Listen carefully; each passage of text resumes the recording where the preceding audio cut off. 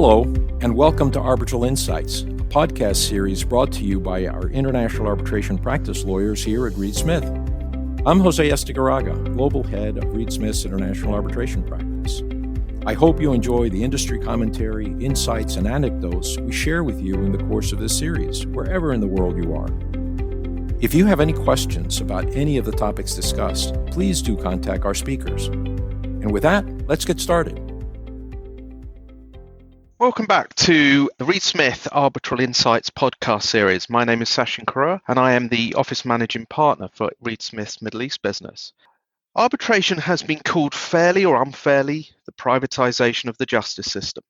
It's of course a private, consensual and largely confidential alternative to litigation as a means of resolving disputes.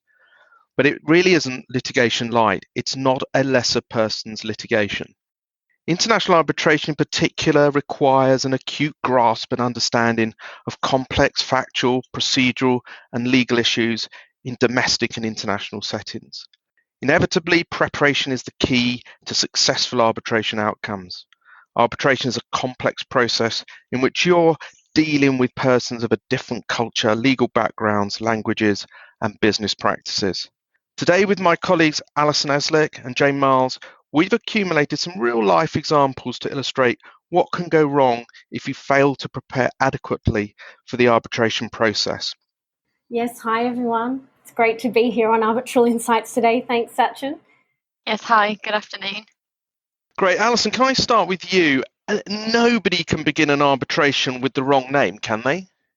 Well, apparently it has happened. So when we asked our colleagues around the office to share their war stories around arbitration, one of the issues that actually came up on more than one occasion was having the wrong party named in a request for arbitration. So in one of the cases we came across, the wrong respondent entity had been named by the claimant. Now, equally, parties have been known to name the wrong claimant entity. So why is it so important to name the correct parties in a request for arbitration? Well, of course, it's 101. There has to be a valid cause of action against the correct party in order to claim relief. So, Sachin, not its parent company, not its subsidiary or its sister company or any other entity. And of course, in arbitration, there must be a valid arbitration agreement between the parties to bring a claim in arbitration in the first place. So, as you said, how can this happen? How can something as seemingly simple as getting the parties' names right go so wrong? Well, there seem to be a few reasons. Sometimes it's simply an error, where the legal name of the party is misstated in favour of a common name or a trading name. But sometimes a contract has been assigned to another entity, or perhaps the party is part of a complex corporate group and the wrong entity in the group has been named. Now, this is exactly what happened in the case involving one of our colleagues. He had an in-house counsel client who had himself prepared the request for arbitration and had accidentally named the wrong respondent in the relevant group of companies. Now, our clients are under so much pressure these days to multitask and get things done very quickly. So you can see how this could happen. So what do?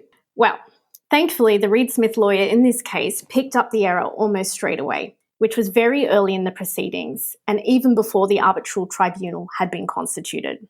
So in these circumstances, the decision was made to proactively withdraw the request and refile it, which meant that in this case, the only things lost were a filing fee, about a month's worth of time, and of course, there was a degree of embarrassment attached to the error. Now, that said, it could have been much, much worse had the error not been picked up so early. In the very worst case scenario, perhaps nobody might have realised, and the parties would then have a final award that couldn't be enforced. Or worse still, the time period to commence an action under the statute of limitations may have passed, which would prevent the erring claimant party from simply restarting the proceedings all over again. So, what other options are available besides withdrawing and refiling a request, which of course will not be a good option if the statute of limitations has passed? Well, one option might be to try and join the correct party into the action, which will depend on the ability to do so under the arbitration rules and will have to be navigated carefully. And what about this? Can a tribunal simply fix the error by substituting the correct party? Well, under English court procedure, there is some facility for a judge to correct a party who is wrongly named by genuine mistake, and a special legal test must be satisfied.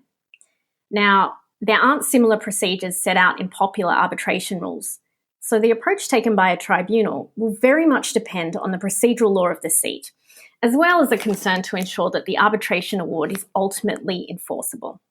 So, the moral of the story: if you're a claimant, take very good care to get the parties right in a request for arbitration. If you are a respondent, always check whether the right parties have been named in a request. Of course, it's a very easy win for a respondent who picks up such an error. Though, of course, it probably won't make the lawsuit go away entirely. It will probably just be refiled. Thanks, Alistair. That certainly seems a case of acting too quickly without focus and attention to detail, resulting in avoidable mistakes. What do you think our clients can do to prevent naming the wrong party? Well, that's a good question, Sachin. I mean, this risk can usually be mitigated by a few simple steps. Of course, check the contract, check the arbitration agreement if it's in a different document, verify the exact name of the party. And of course, if there are any discrepancies, investigate them, check the company license, seek out any assignments, and generally have a good understanding of the corporate structure and the history of the particular contract in question. Excellent. Thank you, Alison. Jane, can I turn to you? You have a salutary lesson concerning documentary evidence. Yes, I do, Sachin. My story circulates around the disclosure process. So very early on in my career, I was part of a team acting for a defendant engineering company that was being sued for professional negligence.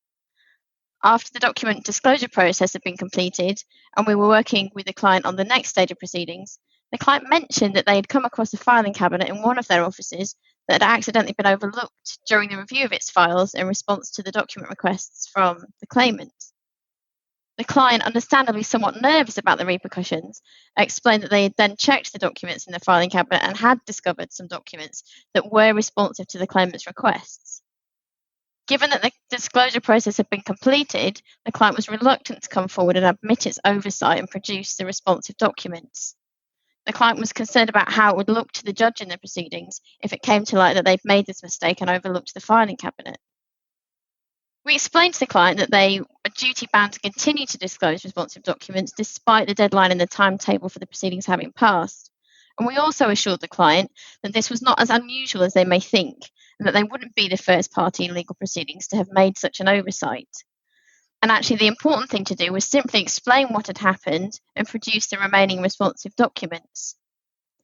And in this particular case, it was lucky that the documents the client had identified were not damaging to its case, and therefore there were no further potential implications. And as expected, the additional documents were accepted without complaint by the opposing party in relation to the lateness, and there were no further repercussions for the client in the proceedings.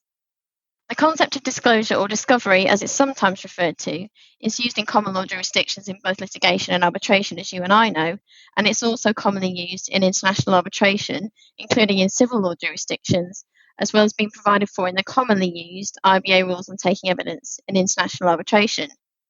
It might seem like a strange concept to those from civil law jurisdictions unfamiliar with international arbitration, but it is a key part of the proceedings, giving the parties an opportunity to test their opponents' positions and investigate available records and correspondence. Jane, I just wonder, from what you're saying, we as all arbitration practitioners recognise it is a necessary part of the arbitral process that the parties must comply with. But how easy is it to get clients to engage with the process of document disclosure and take it seriously? Well, it's never a part of the arbitration proceedings that clients are particularly keen on, I have to confess, purely because of the time-consuming nature of it, not only considering the information the opposing party may have in its possession that may assist their own case, but also having to spend the time responding to the opposing party's requests and search for the documents. Yeah, I mean, I can remember as an extreme illustration of that point as a junior practitioner having explained disclosure obligations to a client, being informed of a unfortunate fire at a document storage depot not long after we explained those obligations. I don't know if you've ever had anything as extreme. Well, funnily enough, there was a similar story, but the opposite nature. We had a client that, first of all, wasn't quite sure which location they'd stored the relevant project documents in. And then when they did realise the exact location, it turns out there'd been a flood and a significant amount of the documents were irretrievably damaged. Yes, well, I think at that point we better move on. Alison, let's turn it to a slightly more morbid section here. And perhaps seldomly considered, the passing away of an arbitrator will have profound consequences for the arbitral process. What are your thoughts and what experiences have you had in this slightly unusual circumstance? Yes, as you said, it is a bit of a morbid topic, but an interesting one, actually. So, I mean, to the best of my knowledge, this is really quite a rare occurrence for an arbitrator to pass away mid-proceedings. But, you know, complex arbitration cases can proceed for years rather than months, so it's certainly not unheard of. Perhaps probably a bit more common is an arbitrator falling seriously ill and having to resign for health reasons. This might actually occur more, perhaps, in the context of COVID-19. So look, probably the worst time this could happen from the parties' perspectives is following an oral hearing, but before the final award is issued. So that would mean that all the witness testimony has been heard, the experts and fact witnesses have been cross-examined, the element of surprise has been completely taken out of the parties' litigation strategy. And of course, I mean, the thought of having to redo a hearing would be pretty hard for parties to grapple with because, of course, hearings are not cheap to run. Though, of course, Sachin, I suppose if a party had a really bad day in court, it might not be the end of the world. So look, what happens in such circumstances? Well, the answer will lie in what the relevant arbitration rules say about this, along with the procedural law of the seat. So take, for example, the ICC rules issued in March 2017. Article 15 provides that an arbitrator shall be replaced upon death or resignation, or where the arbitrator is prevented from fulfilling his or her functions. Now, Article 15.5 expressly contemplates the situation where the final hearing has already occurred, but an arbitrator sadly passes away or is removed in the period before the award is finalised. So what does Article 15.5 say? Well, it provides that subsequent to the closing of the proceedings, that is, after the hearing and closing of any post-hearing submissions, instead of replacing an arbitrator who has passed away or been removed by the court may decide that the remaining two arbitrators shall continue the arbitration. Now, in making this determination, the ICC court will take into account the views of the remaining arbitrators and the parties and other matters it considers appropriate. So, of course, in deciding whether the show may be allowed to go on, at the top of the arbitrators' and parties' minds will be the enforceability of the award, as well as any unfairness that might result from proceeding with a two-person tribunal. So, for example, perhaps the particular arbitrator who is now absent was handpicked because they had a special industry or legal expertise, or maybe the person who's now not there was the most senior arbitrator in an otherwise more junior panel. So really, it's not going to always be an easy decision to proceed with two instead of three arbitrators. But for many parties in this sticky situation, it may well be the preferable option. Of course, a lot's going to depend on the confidence the parties have in the remaining two arbitrators, as well as whether the award could survive procedural challenge upon enforcement. Now, look, all the arbitration rules are slightly different. So, of course, this is an issue that should really be navigated carefully with your legal counsel if it sadly does arise. Yeah, and look, I think we all would hope that this is a rare occurrence. I'm interested to know, have you ever been personally involved in a case, Alison, where an arbitrator had to be replaced either because of illness or for any other reason? Well, in fact, I have. The arbitrator in that case thankfully didn't pass away. No, this was a case where we had a serious conflict of interest that was uncovered literally on the eve of the hearing.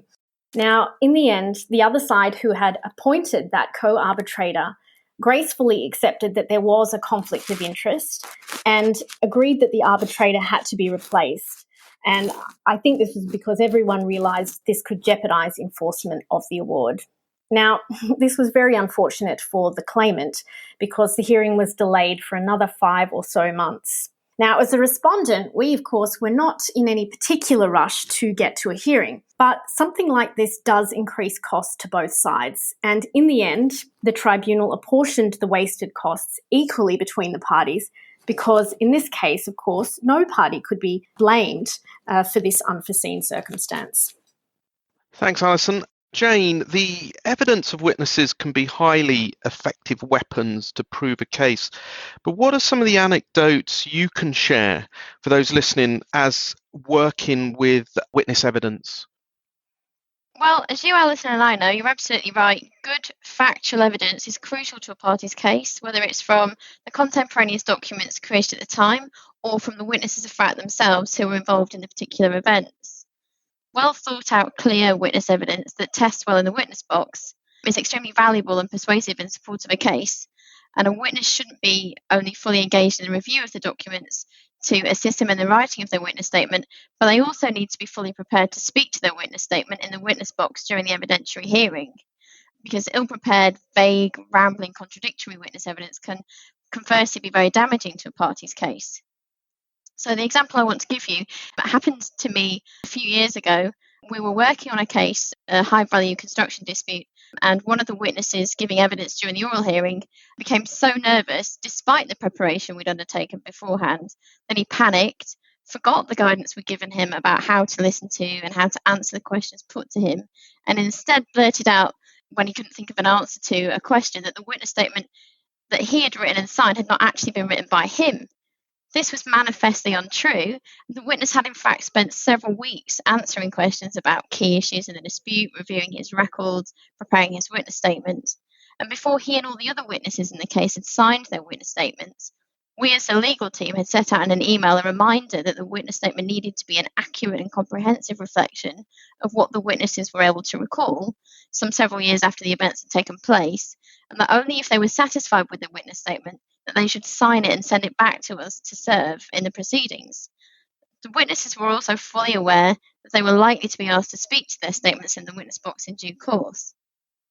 And as with all of the witnesses we worked with to prepare the witness statements for the proceedings, this witness had also been told that in the event he later recalled anything in addition or spotted an error or an inaccuracy in a statement, he was under an obligation to correct or amend the statement accordingly, and that this was standard procedure.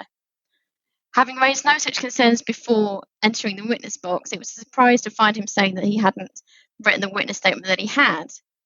And whilst the false statement he made was initially damaging in the eyes of the tribunal, counsel for the client was able to address it in re-examination.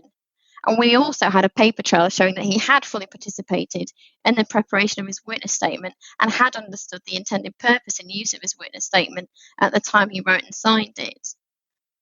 The admission could have been incredibly damaging for the client's case more generally, as well as the weight of the particular evidence he was giving, not to mention our own credibility as legal advisors to the client if we hadn't been better prepared. Oh dear, I was grimacing there, Jane, when you were telling that story. I mean, whilst it did seem that the legal team did what they could to prepare, it seems the witness wasn't as prepared for what is, let's be honest, an unusual process. I'm sure none of us would enjoy giving evidence. Do you think it's ever possible to be over-prepared as a witness? Yes, absolutely. The converse can also be true. If a witness is coached or just over-prepared, this can result in evidence not coming across as authentic, the end result being that a tribunal will give less weight to the evidence provided in any event. Witnesses aren't expected to be able to recall verbatim conversations that they held years before, and there's no need for them to do that either, because they will always have their witness statement and any exhibits or documents they want to refer to provided to them during the course of giving their evidence. All that a witness is ever expected to be able to do is share their best recollection of the events, and they can do that by simply being familiar with their statement and knowing their way around any documents they might be asked to discuss. Yeah, thanks, Jane.